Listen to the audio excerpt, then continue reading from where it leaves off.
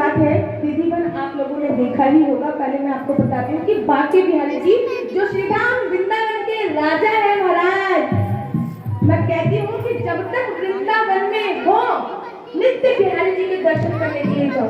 आपका कोई भी काम बिगड़ रहा होगा तुरंत पूरा हो जाएगा। क्यों? क्योंकि वृंदावन के राजा है हमारे ठाकुर जी। वृंदावन के बांके बिहारी जी राजा बोले जाते हैं। श्री हरिदास जी हमेशा निधि वन में तपस्या करते थे, ध्यान करते थे।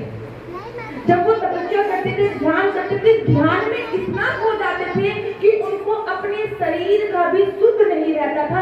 आंखों से आंसू बह रहे होते थे और वो चेहरे पे स्माइल।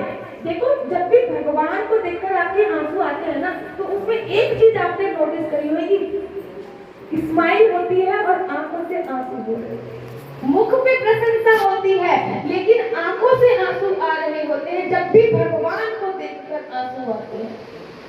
तो श्री हरिदास जी जब भी भगवान का नाम जपते, स्मरण करते तो उनकी नेत्रों से आंसू आ रहे होते थे। लेकिन महाराज उनके जो चेहरे की मंद मंद मुस्कान होती थी।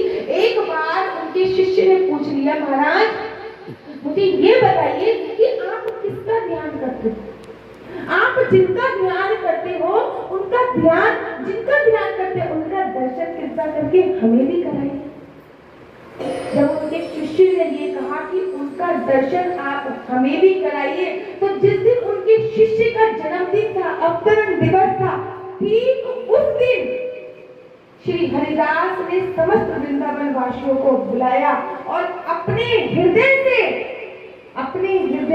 ठाकुर जी और राधा रानी को प्रकट किया। और राधा रानी का तेज इतना था कि वहां पे जितने भी लोग खड़े थे किसी की भी नेत्र नहीं खुल रही थी, इतना तेज था।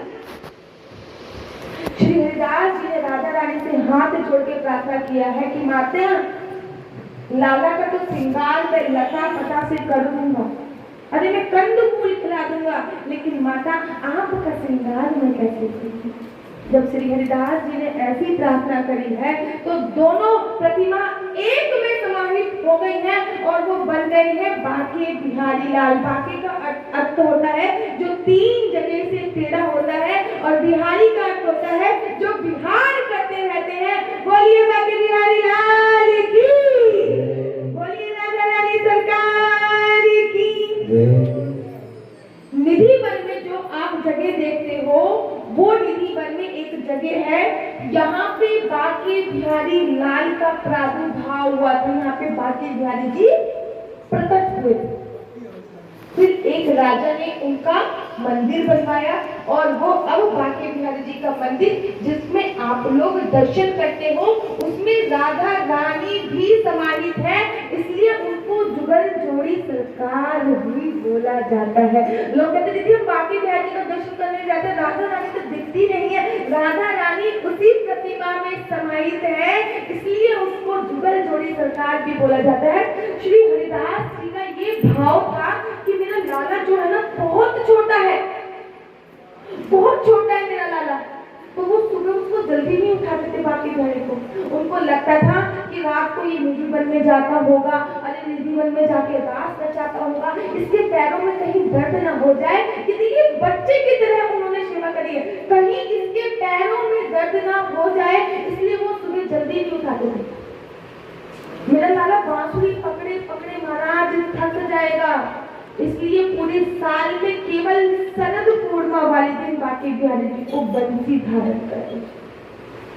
पूरे साल में शरद पूर्णिमा बांके बिहारी जी के मंदिर के अपने अलग दिन हैं। ठीक इसी प्रकार लोग जब पूछते हैं कि लड्डू गोपाल को कितने बजे उठाना चाहिए।